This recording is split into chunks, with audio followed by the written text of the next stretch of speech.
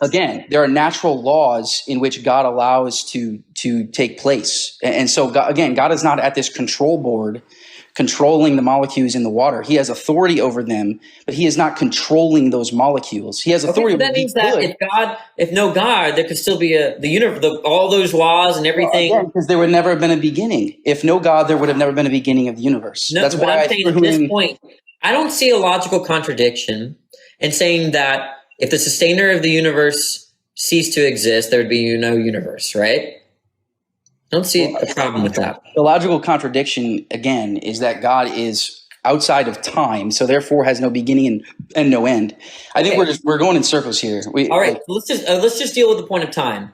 Okay. Do you think that that God created the universe, right? Yes, God created the universe. Is God's intention to create before the realization of the universe? No. So again, when God created the universe, he created time. So our brains only have the ability to comprehend time. Look. The point is that you don't know what. Do you not agree that the universe is made up of time, space, and energy?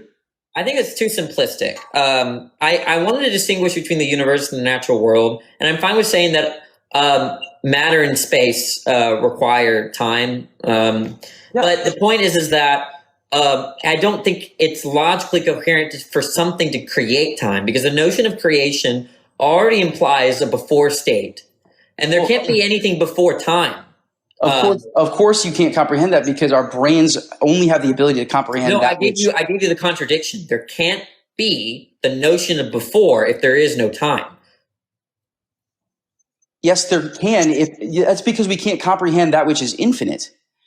That's literally the whole point. We cannot comprehend that which is infinite. Can you comprehend? You understand the concept of infinite really well. Can you comprehend infinite matter? Yeah, I can. Infinite matter. What is a world in which has infinite matter? What does that describe that to me? It just means that there's matter to where it can't be measured, right? There's no specific amount. Yeah, almost like a world where there's no time. It cannot be described. It cannot be measured. There's no time. It can't be described. If a world without time, there wouldn't be change. There wouldn't be moments. There wouldn't be before and after. Yeah. Okay. Yeah. So you just granted, not even knowing, you just granted a world in which time doesn't exist. But you just said that that basically you just said that time has to exist. There's no way you can create time. But you just said there's no way you can create time. I didn't say that. I didn't say that. I said that it doesn't make sense to say, because what time makes possible are moments, change, sequence of moments, and things like notions like before and after. You can't have these things without time. So if you're something to create time, would establish a moment prior to time, but moments are parasitic on time. So you get a contradiction. No, it's not a contradiction to say that God is outside of time, that he is a timeless being. I didn't say that. Listen to what I'm saying. It's a contradiction to say that there's something before time, because the notions of before and after rely on the existence of time already.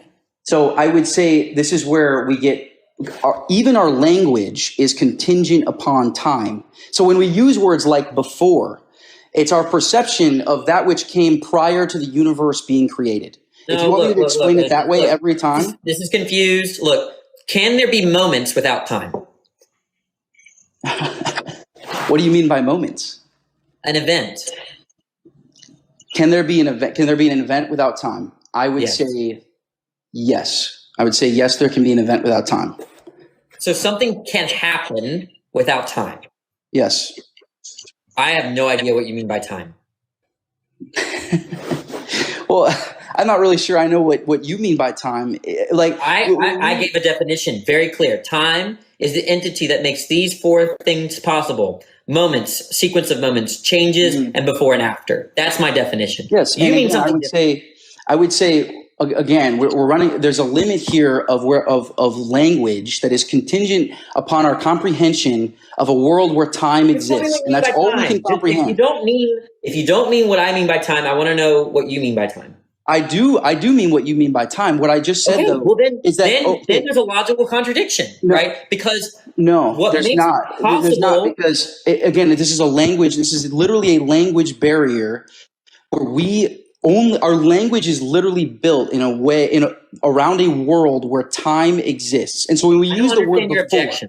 just I hang don't on. understand your When we objection. use the word before, when we say before the universe was created, that's an impossible sentence, right? Before Why? the universe was created. And the reason why that's Why is that impossible, impossible? the reason why that is impossible is because when the universe was created was when time was created.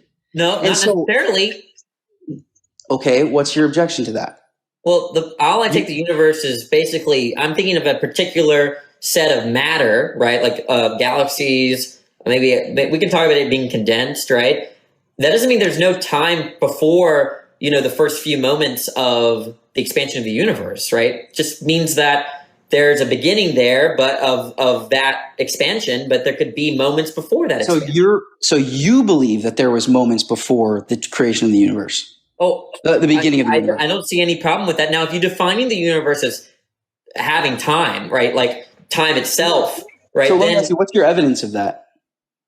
Of there being moments before the beginning of the universe. What's your evidence of that? I said I don't know. I'm just saying it's logically coherent. No, but the reason why I asked that question is because moving on, but also on the same point, you hold a standard of evidence for God that you don't hold for anything else. When you get on an airplane, The same standard of evidence for God I hold of numbers, sets, propositions, maybe moral properties, those sorts of things, minds.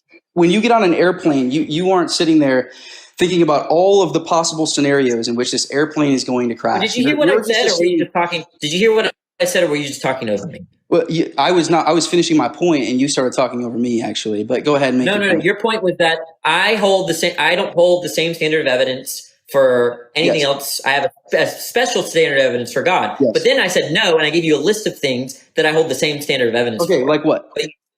Okay, numbers, sets, propositions, minds. Okay, and who's to say that it's not aliens that are just putting it in your brain that those are concepts that exist? Who's to say? Yeah, where who's to say are you it's not aliens? Who's to say it's not just aliens that are just mind controlling you, thinking that those things exist?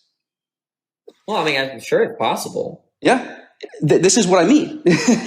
This is what you did to that other guy about bring up this scenario with Jesus where. It could be that just like aliens, made Jesus think he was the Son of God. I actually agree with you. It is a small, tiny chance that is absolutely true. But the overwhelming evidence would suggest that Jesus Christ existed, died on a cross, was crucified, that is recognized by historical scholars, and then was resurrected 3 days later. We have a list of verifiable names in the book of 1 Corinthians that has over 10,000 copies of it. That has a list of names, verifiable names of individuals that saw Jesus had been resurrected. And this was a man. I don't know what you're disagreeing. At this point, I've lost sight of the disagreement. What are you disagreeing with? Well, my point is that you again. So my point would be that you hold a standard of evidence for God that you don't hold. What's the standard of evidence I hold for God? Pretty much 100%. You need 100% proof that God. You need, and even No. Let me ask you this question: what would convince you that you don't understand my position? You don't understand my position. I'm going to ask you. That's why I'm asking you. Well, can you tell me what would convince you that the God of Abraham exists? Well, if by God you're using the sense of God I'm thinking about. The God of Abraham. What would convince you the God of Abraham? Yeah, okay. If you're talking about the classical monotheistic traditions, I think that is unfalsifiable. No, but I'm asking you, that's not the question. That wasn't the question. I asked you, what would convince you that he exists? Do you know what it means to say that's unfalsifiable? Yes. There is no evidence. Asking you. So what you're saying is you would never be convinced of it, is what you're saying. There's no scenario in which you would be convinced. God can manipulate my mind, right? But I'm just telling you epistemically, God is an unfalsifiable hypothesis. So epistemically, there is no observation that can confirm or disconfirm it. So similarly, let me ask you this question. If Christianity were true, would you become a Christian? Well, hopefully, but again, the point is that we're talking about epistemically. Do you know what I mean by that, right? Yeah. But okay, again, because there's a difference between what would convince someone and what should convince someone, right? Mm-hmm. Okay, it could be that God just mind controls his creation to thinking that he exists, but that's not epistemic in nature, right? Okay, so the problem is that when you're talking about a disembodied mind with those omni properties, what are the predictions generated from such a hypothesis? It's zero. Right? Minds don't generate, those sorts of disembodied minds don't generate predictions. So they can't be evidence for them. That's unlike my mind, and your mind is embodied. right? So we can generate predictions from the bodies and the behaviors that a body has when volition is acting upon it. So, but God, we can't. That doesn't apply to God.